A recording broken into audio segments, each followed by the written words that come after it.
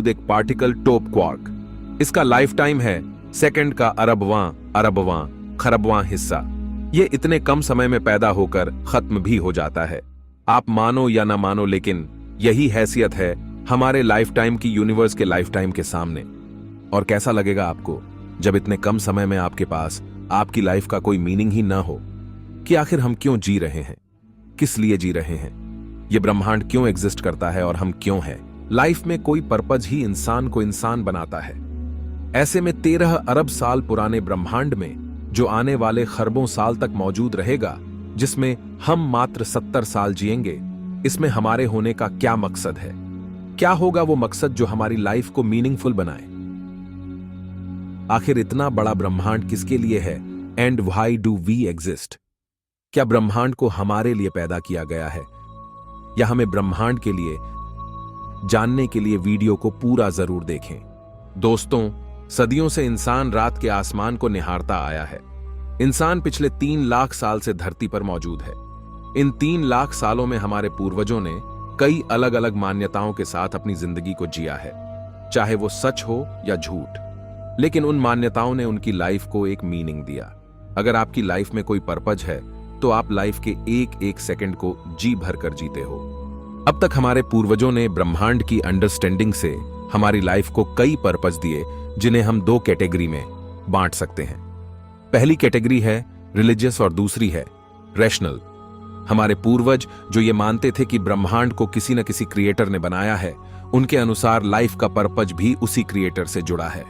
इसके अनुसार ब्रह्मांड को बनाने वाला कोई क्रिएटर जरूर है, जिसने किसी खास मकसद के लिए हमें बनाया है। ऐसे में इस अवधारणा के अनुसार लाइफ के कई मीनिंग डिसाइड किए गए। कुछ का मानना था कि हम उस क्रिएटर की पूजा करें और इसके बदले में अगले जन्म में रिवॉर्ड के तौर पर उन्हें स्वर्ग, नर्क, जन्नत या जहन्नुम या ऐसे किसी पैराडाइस में जाने का मौका मिलेगा, या उनका अगला जन्म इस जन्म से अच्छा होगा और अंत में उन्हें अल्टीमेट फ्रीडम मिल जाएगी। यानी वे सभी प्रॉब्लम्स से दूर हमेशा के लिए एक ऐसी स्टेट में पहुंच जाएंगे जहां उन्हें सिर्फ अच्छा फील हो, यानी कोई दुख, दर्द और परेशानी ना हो। अब तक करोड़ों इंसान लाइफ के इस पर्पज को लेकर जीते आए हैं, लेकिन जैसे जैसे इंसान ने अपने दिमाग के दरवाजे खोलने शुरू किए, इंसान इन मान्यताओं से हटके कुछ अलग सोचने लगा। जैसे जैसे विज्ञान ने प्रगति की, इंसान ने जाना कि जिस धरती को पुरानी मान्यताओं में फ्लैट माना जाता था, वह गोल है। जिन स्टार्स को लोग स्वर्ग समझते थे, वो हमारे सूरज की ही तरह एक सितारे हैं। सूरज, जिसे एक देवता या दिव्य पुरुष माना जाता था, वह धरती से 13 लाख गुना बड़ा एक आग उगलता हुआ सितारा है, जो अगले 5 अरब साल बाद धरती को ही खुद में निगलकर हमें समाप्त कर देगा। प्राचीन मान्यता में पृथ्वी ही पूरा ब्रह्मांड थी, लेकिन नई खोज से वैज्ञानिकों ने पता किया है कि हमारे सोलर सिस्टम में पृथ्वी के अलावा भी 7 और प्लैनेट्स है और अनेकों उपग्रह और एस्टेरॉइड्स की भरमार है। जबकि प्राचीन समय में मात्र 5 ग्रहों को ही जाना गया था, जो बिना टेलीस्कोप के नंगी आंखों से दिखाई दे जाते हैं। वहीं साइंस ने हमारी आंखों को न सिर्फ सोलर सिस्टम बल्कि हमारी गैलेक्सी और उसके बाहर पूरे ब्रह्मांड पर तैनात कर दिया, जिस वजह से आज हम जानते हैं कि हम 400 अरब तारों और ग्रहों से भरी एक आकाश गंगा में रहते हैं, जो खुद 200 अरब आकाश गंगाओं के बीच मौजूद है, और हर दिन ये नंबर बढ़ता जा रहा है। हम नहीं जानते कि ब्रह्मांड के बाहर क्या है, शायद और भी कई यूनिवर्स। ऐसे में यह पता चलता है कि हमारी मान्यताएं उस समय अवेलेबल यूनिवर्स के कम और गलत नॉलेज के आधार पर थी। वही नई खोज हमारी सोच को चुनौती देती है। हमारे पास उन प्राचीन मान्यताओं के लिए कोई एविडेंस नहीं था। यही वजह थी कि हमें इतने अलग अलग मान्यताएं दिखाई देती है। अगर हम जन्नत, जहन्नुम और आफ्टर लाइफ इन सबको मानकर चले, तो हमारे पास इस बात का कोई एविडेंस नहीं कि ये वास्तव में होते भी है या नहीं।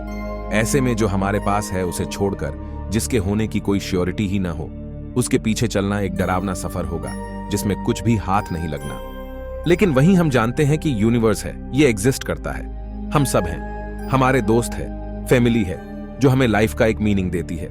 लेकिन अगर कोई आपको कहे कि यूनिवर्स के बाहर एक उड़ने वाले यूनिकॉर्न ने दुनिया बनाई है, जिसका कोई एविडेंस ही ना हो, जिसे प्रूफ ही नहीं किया जा सकता है, जिसका अस्तित्व ही ना हो, उसके लिए हम जो एग्जिस्ट करता है यानी यूनिवर्स, उसे छोड़कर जो एग्जिस्ट ही नहीं करता, उसके लिए लाइफ को झोंक दें, तब यह हमारे लिए टोटल टाइम वेस्ट होगा। लेकिन दोस्तों, अगर स्वर्ग, नर्क, आफ्टर लाइफ, आत्मा और ईश्वर जैसी कोई चीज नहीं है, तो सवाल है कि क्या हम रोबोट है? क्या हम सिर्फ यूनिवर्स के नियमों से बंधे हुए एक चलते फिरते मटेरियल है जो इसी यूनिवर्स का हिस्सा है और इसी के बारे में सोचने की क्षमता रखता है? ऐसे में एक रोबोटिक लाइफ में क्या मीनिंग है? अगर हमारी प्राचीन मान्यताएं छोड़ दी जाएं, तो हम एक रोबोट बनकर कैसे लाइफ को जी सकते हैं? आखिर एक यूनिवर्स रोबोट के लिए क्यों एग्जिस्ट करता है? अगर किसी क्रिएटर ने इसे बनाया है तो हमें समझ आता है कि वह हमारे लिए है और एक पर्पज एग्जिस्ट करता है, लेकिन आखिर एक रोबोटिक लाइफ के लिए कौन सा पर्पज होगा? तो दोस्तों, चलिए जानते हैं यूनिवर्स में हमारे पर्पज को लेकर रैशनल अप्रोच क्या कहती है। अब तक हम पुरानी धारणाओं के अनुसार अपने लाइफ को जीते आ रहे थे, लेकिन चलिए हम एक नए सिरे से सोचते हैं कि आखिर हम यूनिवर्स में क्यों हैं। इसके लिए हमें दो चीजों को समझना पड़ेगा। पहला, हम खुद यानी हम कौन हैं? क्या हम सिर्फ एक रोबोटिक मशीन है? हमारी कॉन्शियसनेस क्या बला है? दूसरा, यूनिवर्स क्या है? यह कितना बड़ा है और यूनिवर्स में हमारा स्थान क्या है? इसका हमसे क्या संबंध है? दोस्तों, मान लीजिए कि आपका अभी अभी नया जन्म हुआ है और आप कौन हो? यूनिवर्स क्या है, इसे लेकर आपको किसी ने कोई कहानियां नहीं सुनाई है, बल्कि अब हमें आज के अवेलेबल नॉलेज के हिसाब से सोचना है। अगर हम इस अप्रोच से सोचें तो हमें पता है कि एक चीज जो एग्जिस्ट करती है वो है हम सब और हमारा यूनिवर्स। हम ब्रह्मांड और उसमें मौजूद सारी रियलिटीज का एक महत्वपूर्ण हिस्सा है। एंथ्रोपिक प्रिंसिपल के अनुसार हम ब्रह्मांड का हिस्सा है। इस वजह से ब्रह्मांड के नियमों ने ही हमें पैदा किया है। ब्रह्मांड के ही नियमों से ब्रह्मांड ने एक ऐसी प्रजाति को पैदा किया है जो न सिर्फ खुद को जान सकती है, बल्कि ब्रह्मांड को भी जान सकती है और उसके नियमों की पड़ताल कर हाई टेक्नोलॉजी को विकसित करने में सक्षम है, और सबसे महत्वपूर्ण जिसमें कॉन्शियसनेस है। दोस्तों, हमें यह जानना है कि हम कौन हैं। पृथ्वी पर मौजूद सभी लाइफ में एक कॉमन चीज है, कॉन्शियसनेस। लेकिन उन सबसे हम इंसानों को अलग करता है हमारा दिमाग, जो सोच सकता है, सवाल कर सकता है, नई चीजें बना सकता है। वैज्ञानिकों के अनुसार कॉन्शियसनेस का मतलब आत्मा नहीं है। वैज्ञानिक कॉन्शियसनेस को समझने की कोशिश में लगे हैं और उनकी रिसर्च के अनुसार कॉन्शियसनेस हम सब इंसानों के ब्रेन से पैदा होती है, यानी यह हमारे ब्रेन की इमर्जेंट प्रॉपर्टी है। यानी हमारे अंदर मौजूद इंफॉर्मेशन के इंटरेक्शन की वजह से कॉन्शियसनेस पैदा होती है। यही वजह है कि वैज्ञानिक मानते हैं कि अलग अलग जीवों की कॉन्शियसनेस भी अलग है और हम इंसानों की कॉन्शियसनेस सबसे अलग है। कुछ जीव जैसे बैक्टीरिया काफी कम कॉन्शियस है तो कुछ अधिक, और वहीं वायरस किसी निर्जीव वस्तु के साथ निर्जीव तो सजीव के संपर्क में कॉन्शियस बिहेव करता है। वहीं कुछ वैज्ञानिकों के अनुसार कॉन्शियसनेस यूनिवर्स की ही फंडामेंटल प्रॉपर्टी है, यानी कॉन्शियसनेस हमारे अंदर यूनिवर्स से ही आई है। दोस्तों, यहां पर एक बात तय है कि जिस तरह हम यूनिवर्स का पार्ट है, कॉन्शियसनेस भी यूनिवर्स का एक पार्ट है। लेकिन अब हमें यह जानना है कि यूनिवर्स क्या है। यूनिवर्स यानी ब्रह्मांड, समय, आकाश, ऊर्जा, पदार्थ और इस पदार्थ से बने सभी ग्रह, नक्षत्र और आकाश गंगाओं का समूह है, जो कि हमारी कल्पना से भी कई गुना बड़ा और सूक्ष्म है, जिसमें अरबों खरबों ग्रह, आकाश गंगाएं और न जाने क्या क्या छुपा है। हमने अब तक यूनिवर्स के सिर्फ 5% हिस्से को ही जाना है, बाकी 95% हम नहीं जानते। अब तक वैज्ञानिकों ने ब्रह्मांड को जितना एक्सप्लोर किया है, उसमें हमें अभी तक पृथ्वी जैसी कोई लाइफ नहीं मिली है। खरबों ग्रहों और आकाश गंगाओं के पुंज में लाइफ की गूंज सिर्फ पृथ्वी पर ही सुनाई देती है। जब हमने चांद पर कदम रखा तो वहां की जमीन अरबों सालों से सुनसान पड़ी मिली। जब हमने मंगल की तहकीकात की तो वहां लाइफ का कोई नामो निशान भी नहीं मिला। शुक्र ग्रह नर्क की तरह उबलता हुआ मिला, मानो वहां जीवन ने नहीं, प्रलय ने जन्म लिया हो। बुध सूर्य की तपन में पिछले 4 अरब साल से झुलस रहा है। बृहस्पति, शनि और अरुण वरुण गैस के गुब्बारे हैं, जहां जीवन की कल्पना करना ही संभव नहीं। हमने सोलर सिस्टम के उपग्रहों की छानबीन की, वहां भी सुनसान बंजर जमीन मिली। हमने सोलर सिस्टम के बाहर मौजूद तारों और ग्रहों की स्टडी की, वहां लाइफ का कोई सिग्नल नहीं मिला। हमने मैथमेटिक्स की मदद से जीवन की खोज की तो मैथ्स ने हमारे हाथ में शून्य थमा दिया। ऐसे में वैज्ञानिक इस सोच में पड़ गए कि आखिर इतना बड़े, पुराने और खरबों साल जीने वाले इस महाकाय ब्रह्मांड में पृथ्वी के अलावा हर जगह बंजर है, तो हम क्यों और किस लिए यहां हैं? हमें किसने बनाया, किसने पैदा किया? अगर हम ब्रह्मांड की करतूत का कारनामा है तो ये ब्रह्मांड हमसे क्या चाहता है? आखिर खरबों खरब गुना बड़े यूनिवर्स में हम अकेले क्यों हैं? आखिर क्यों 5 बार पूरी तरह लाइफ खत्म होने के बाद इस पृथ्वी ने फिर से हमें जन्म दिया? आखिर क्यों जीवन अरबों सालों के थपेड़े खाकर आज भी सांस ले रहा है? इसका जवाब भी हमें ब्रह्मांड ही देगा। हम ये सच्चाई जान चुके हैं कि ब्रह्मांड क्या है, हम सब क्या है, हम कौन है।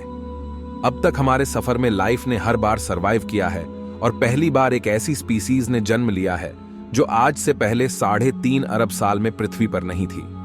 5 बार प्रलय के बाद ब्रह्मांड ने हमें यानी इंसानों को जन्म दिया है, जिन्होंने मात्र पिछले 200 सालों में धरती की तस्वीर बदल कर रख दी, जो पृथ्वी से आसमान में छलांग लगाकर उसे भी चीरते हुए अंतरिक्ष में पहुंच गया, जिसने अपनी आंखों को ब्रह्मांड पर निगाहबान करके 13 अरब साल पुराने इतिहास को भी खंगाल लिया, जो काफी तेजी से आगे बढ़ रहा है। हम इंसानों की ये ग्रोथ हमें बताती है कि कुछ तो है हमारे अंदर जो हमें इतने बड़े यूनिवर्स में स्पेशल बनाती है। अगर यूनिवर्स हमें पैदा कर सकता है तो हमें मार भी सकता है, लेकिन लाइफ आज भी जिंदा है, यानी इसके होने का कोई मकसद है। लाइफ न सिर्फ जिंदा है बल्कि करोड़ों रूपों में ये मौजूद है, और उन सब में सबसे सुपीरियर हैं हम इंसान। हमारा सवाल है कि यूनिवर्स में होने का हमारा मकसद क्या है? लेकिन अगर यूनिवर्स ने ही हमें पैदा किया है, हम इसी का हिस्सा है, हमारे बिना यूनिवर्स नहीं हो सकता, तो ये सवाल जो हम पूछ रहे हैं, क्या ये भी यूनिवर्स की ही करतूत तो नहीं? इस सवाल का जन्म हम सबके अंदर यूनिवर्स या कहें नेचर की वजह से ही हुआ है। ऐसे में हमारा सवाल ही गलत है कि हमारा यूनिवर्स में होने का मकसद क्या है, बल्कि हो सकता है कि यह मकसद तो खुद यूनिवर्स का ही हो। लेकिन सवाल है कि क्या फिर यूनिवर्स हमारी तरह कॉन्शियस है? तो दोस्तों, हो सकता है कि यूनिवर्स भी कॉन्शियस हो, क्योंकि हम जानते हैं कि कॉन्शियसनेस एक ऐसी चीज है जो हमारी ही तरह इस यूनिवर्स का ही हिस्सा है, और वैज्ञानिकों के अनुसार कॉन्शियसनेस भी इस यूनिवर्स की ही फंडामेंटल प्रॉपर्टी है। ऐसे में इस कॉन्शियस यूनिवर्स का भी मकसद हो सकता है। अगर हमें पता चल जाए कि यूनिवर्स का मकसद क्या है, तब हमारा मकसद भी यूनिवर्स के इस मकसद को पूरा करना होगा। अगर हम ऑब्जर्व करें तो यूनिवर्स खुद हमें अपना मकसद बता रहा है। जो यूनिवर्स खुद हमें पैदा कर सकता है वो ही हमें खत्म भी कर सकता है, लेकिन अब तक उसने लाइफ को पूरी तरह खत्म नहीं किया है, बल्कि लाइफ अब तक हर बार सरवाइव करती गई है। लाइफ सिंपल फॉर्म से कॉम्प्लेक्स बनती गई है, और इस कॉम्प्लेक्सिटी ने ही हम इंसानों को भी जन्म दिया है। अगर हम ऑब्जर्व करें तो लाइफ की एक खास विशेषता है खुद को रेप्लिकेट करना, खुद को बढ़ाना। जितना ये बढ़ेगी उतना ये ज्यादा सुरक्षित रहेगी। जिस तरह एक वायरस और बैक्टीरिया खुद की कॉपी बनाते रहते हैं, उसी तरह सभी जानवर और हम इंसान खुद को पॉपुलेट करते रहते हैं। अगर हम देखें तो अब तक हम इंसानों की पॉपुलेशन पिछले 2000 सालों में काफी तेजी से बढ़ी है। पहली शताब्दी में 15 करोड़ लोग धरती पर मौजूद थे और आज 8 अरब। आमतौर पर हम पॉपुलेशन को एक समस्या के तौर पर देखते हैं, लेकिन पॉपुलेशन बढ़ाना लाइफ को और सुरक्षित बनाता है, और हम जानते हैं कि हमारे पड़ोसी ग्रह और गैलेक्सीज सुनसान पड़े हैं। हमारी पॉपुलेशन ब्रह्मांड के मुकाबले काफी कम है। ब्रह्मांड में मौजूद इन सब प्लैनेट्स पर हम इंसान जाने में सक्षम है। हम इन्हें पृथ्वी जैसा बनाने में सक्षम है, और वहीं इवोल्यूशन किसी भी लाइफ को यहां इवॉल्व करने में सक्षम है। ऐसा करने पर हम अपनी कॉन्शियसनेस को पृथ्वी से बढ़ाकर दूसरे ग्रहों पर भी ले जाएंगे और कॉन्शियसनेस का दायरा बढ़ा सकते हैं। हो सकता है कि ब्रह्मांड भी ये चाहता हो कि उसका सूनापन और उसका खालीपन हमारी कॉन्शियसनेस से भर जाए। इससे लाइफ और भी अधिक सुरक्षित हो जाएगी। अगर पृथ्वी खत्म हो जाए तो पूरी गैलेक्सी को इससे कोई फर्क नहीं पड़ने वाला, लेकिन अगर हम अपनी पॉपुलेशन को पूरी गैलेक्सी में फैला दें तो कॉन्शियसनेस अरबों ग्रहों पर जिंदा रहेगी। जिस तरह 3.5 अरब साल में लाइफ ने कई नए रूप लिए हैं और इंसान को पैदा किया है, हो सकता है ब्रह्मांड में और भी अरबों प्रजातियां जन्म लेने का इंतजार कर रही हो सकता है कि इस कॉस्मिक इवोल्यूशन की वजह से इंसान से भी उन्नत प्रजाति पैदा हो जाए। यह भी कॉन्शियसनेस को बढ़ाएगी। जहां पहले कॉन्शियसनेस एक कौशिकीय जीव के रूप में थी और अब अरबों जीवों और बुद्धिमान इंसानों में है, वैसे ही कॉन्शियसनेस का दायरा यानी उसकी कैपेबिलिटी भी और बढ़ेगी। दोस्तों, पॉपुलेशन को बढ़ाने का मतलब सिर्फ लाइफ को सुरक्षित करना ही नहीं, बल्कि साइंस को और विकसित करना है। अगर हम देखें तो जब जब पॉपुलेशन बढ़ती है, तब हम इंसानों ने अपने सर्वाइवल के लिए नई नई चीजें ईजाद की है। जितनी पॉपुलेशन बढ़ती है उतने नए चैलेंजेस बढ़ते हैं और उनके लिए नए इन्वेंशंस किए जाते हैं। कहीं ना कहीं पॉपुलेशन का बढ़ना ही साइंस को जन्म देता है। Necessity is mother of invention, और अगर यही नेसेसिटी हमारे सर्वाइवल के लिए हो तब नए इन्वेंशन पैदा होते हैं। परमाणु बम एक ऐसा एग्जाम्पल है जो सर्वाइवल और नेसेसिटी दोनों की वजह से पैदा हुआ है। ऐसे में पॉपुलेशन को बढ़ाकर यूनिवर्स में फैलना टेक्नोलॉजी और इन्वेंशंस को पैदा करेगा। इससे हम एक नई क्रिएटिव दुनिया को बना पाएंगे, जहां इंसान की ताकत काफी बढ़ जाएगी और लाइफ भी काफी आसान हो जाएगी। यानी हमें किसी स्वर्ग या जन्नत में नहीं जाना, बल्कि हम साइंस की मदद से यूनिवर्स को ही जन्नत बना सकते हैं, जो अरबों सालों से किसी जहन्नुम की तरह फुफकार रहा है। लेकिन दोस्तों, हमारे पास एक बड़ा चैलेंज है और वो है लाइफ टाइम। याद कीजिए, हमने बात की थी यूनिवर्स के सामने हम इंसानों के लाइफ टाइम की, जो कि एक क्वांटम पार्टिकल के जितनी हैसियत रखता है। हमारी जिंदगी का सफर ब्रह्मांड के लाइफ टाइम के सामने एक सेकंड का करोड़वां हिस्सा भी नहीं है। लेकिन हम यह भी जानते हैं कि इतने कम लाइफ टाइम में अब तक हमने कॉन्शियसनेस के दायरे को काफी बढ़ा दिया है। हम दूसरे ग्रहों को टेराफॉर्म कर अपने जैसा बनाने की ओर बढ़ रहे हैं। आज हम इंसान यह भी जान चुके हैं कि इंसान की लाइफ को कैसे बढ़ाया जा सकता है। वैज्ञानिकों के अनुसार हमारे क्रोमोसोम के एक हिस्से टेलोमेयर्स की साइज का घटना हमें बुढ़ापे की ओर धकेलता है। हाइपरबैरिक ऑक्सीजन ट्रीटमेंट की मदद से कुछ वैज्ञानिकों ने अपने एक्सपेरिमेंट में कई उम्रदराज लोगों को ब्लड लेवल पर 25 वर्ष की उम्र के लेवल पर ले आए। आज हम एंटी एजिंग पर रिसर्च करके उम्र को बढ़ाने की ओर बढ़ रहे हैं। अगर हम बात करें आर्टिफिशियल इंटेलिजेंस की, तो सिर्फ कुछ दशकों में ही एआई ने टेक्नोलॉजी में क्रांतिकारी बदलाव किए हैं और वैज्ञानिक रिसर्च में और तेजी आई है। वहीं एआई के साथ क्वांटम कंप्यूटर की मदद से हम टेक्नोलॉजिकल गैप को काफी तेजी से कम कर सकते हैं। आज हम विज्ञान के ऐसे लेवल पर पहुंच चुके हैं जहां किसी भी अंग को हम आर्टिफिशियली क्रिएट करके इम्प्लांट कर सकते हैं। कुछ एक्सपर्ट्स के अनुसार गूगल और फेसबुक के एआई सिस्टम ने कई बार हम इंसानों की तरह कॉन्शियस बिहेव दिखाया है। अगर कॉन्शियसनेस इंफॉर्मेशन का ही खेल है, तो हम उस इंफॉर्मेशन को कंप्यूटर में डालकर फिर से किसी नई बॉडी में डाल सकते हैं, यानी हम खुद को अमर कर सकते हैं। जेलीफिश एक ऐसी मछली है जो लगभग अमर है। यह अपने आप को एक पोलिप स्टेट में बदलकर फिर से एक नई बॉडी रीजनरेट कर सकती है। यह खुद को नया जन्म देकर लगभग अमरता जैसी स्टेट में रहती है। इसे स्टडी कर हम इंसान भी खुद की हेल्थ को बढ़ाकर, इंसानों की एवरेज आयु को बढ़ाकर धीरे धीरे एक ऐसी स्टेट को अचीव कर सकते हैं जो हमें ऐसी अमरता की ओर ले जाए। अगर हमारी आयु ब्रह्मांड के सामने सेकंड के अरबवें हिस्से के बराबर है, तो हम वो दिमाग भी रखते हैं जिससे हम इसे बढ़ा सकते हैं। ऐसे में हमारी जिंदगी का एक बड़ा मकसद, जिसे हम सब इंसान लेके चल सकते हैं, वही होगा जो हमारे प्राचीन पूर्वजों का था, यानी अल्टीमेट फ्रीडम, जिसे हम कल्पनाओं से नहीं बल्कि विज्ञान की मदद से पूरा कर सकते हैं और ब्रह्मांड के मकसद को पूरा कर सकते हैं, इसके खालीपन को पूरा कर सकते हैं। हम धरती की छोटी सी जमीन के लिए लड़ने की बजाय एक साथ मिलकर पूरे ब्रह्मांड पर अधिकार कर सकते हैं, कॉन्शियसनेस को फैला सकते हैं, मौत के डर से छुटकारा पा सकते हैं। हाँ, ये बहुत चैलेंजिंग है, लेकिन ये असंभव नहीं है।